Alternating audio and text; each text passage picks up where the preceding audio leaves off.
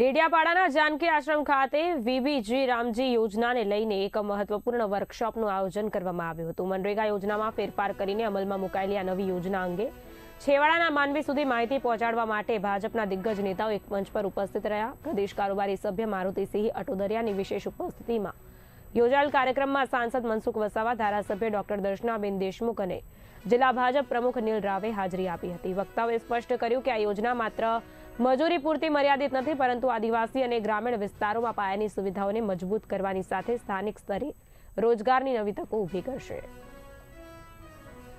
ભારત જી રામજી યોજના જે આદરણીય પ્રધાનમંત્રી 2047માં વિકસિત ભારતનું લક્ષ્ય લઈને ચાલી રહ્યા છે, તેને અનુલક્ષીને આ યોજનાને લોકો વચ્ચે મૂકવામાં આવી છે।